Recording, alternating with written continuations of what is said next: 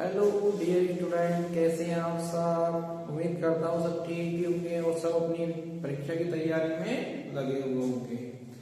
तो स्वागत है आपका आज के एडिटिंग के नए ब्लॉग में। आज हम करने जा रहे हैं केमिस्ट्री का न्यूमेरिकल, जो कि आने वाले एग्जाम के लिए बहुत ही मोस्ट इम्पोर्टेंट है। तो चलिए बिना देरी करते हुए शुरू करते हैं आज का मोस्ट इम्पोर्टेंट न्यूमेरिकल।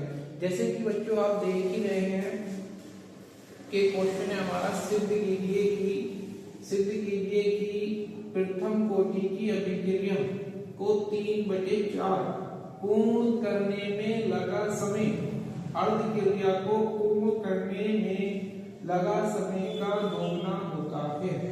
ठीक है, यानी जो क्रिया को 3/4 पूर्ण करने में समय लग रहा है तो वो आधी क्रिया को पूर्ण करने का समय का दोगुना होता है।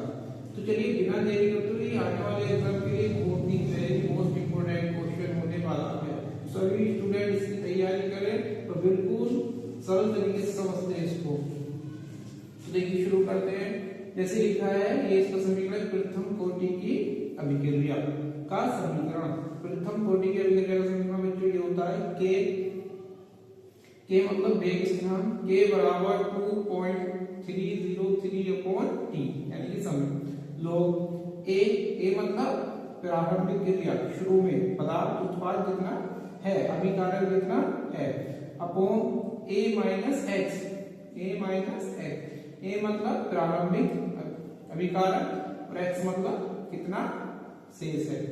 ठीक है, यानी कितना शेष है। तो चलिए इस इक्वेशन से हम क्या करते हैं, इस क्वेश्चन को सोल्व करते हैं। तो पहले लेते हैं हम, माना प्रारंभिक मात्रा कितनी है 100 है, यानी कि जब कोई भी अभिकारक होता है उसकी शुरुआती मात्रा कितनी होती है 100, मान लेते हैं कितनी है 100, और वो कितना रह जाता है 75,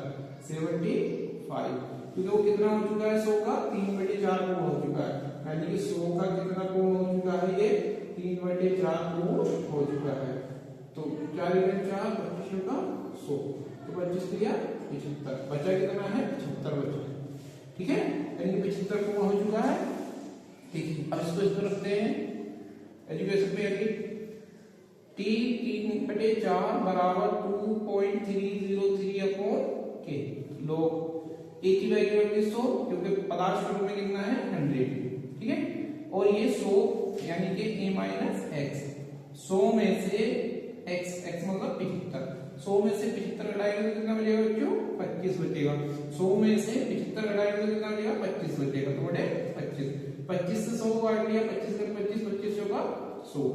तो ये आ गया हमारा t 3/4 2.303 अपॉन k log 4। इसको कन्वर्ट कर लेंगे हम, 3/4 2.303 के 4 को हमने कन्वर्ट कर लिया 2 log 2 में। ठीक है, यानी 4 का स्क्वायर 2 उसका स्क्वायर और ये 2 आ गया आगे 2 log 2। ठीक, तो ये इक्वेशन हो गई हमारी फर्स्ट। इसी प्रकार क्या करेंगे हम, अगले सेंटेंस में कह रहा है कि अर्ध क्रिया, आपके लिए कितनी है अर्ध क्रिया को पूर्ण करने में लगा समय कितना होगा दोगुना। तो देखो इसी प्रकार दूसरा भी अर्ध क्रिया, यानी कि समय कितना t/2 आधा समय 2.303 अपॉन k log 2। इसी प्रकार क्या बन जाएगी, दूसरी इक्वेशन बन जाएगी। log 2 कैसे आ जाएगा, क्योंकि ये अर्ध पूरी हो रही है, यानी प्रारंभिक में मात्रा कितनी है 100 है। ठीक है, अर्ध पूरी होगी तो बची कितनी 50 और 50 बची 100, तो इस वजह से ये क्या आ जाएगा यहाँ पे 2 आ जाएगा। ये इक्वेशन हो गई हमारी सेकंड। ठीक, अब ये करते हैं समीकरण 1 को 2 से भाग देने पर, समीकरण 1 को 2 से क्या कर देते हैं भाग दे देते हैं। देखो समीकरण 1 है t 3/4 2.303 अपॉन k 2 log 2, ये हमारी समीकरण 1 और ये हमारी समीकरण हमारी 2।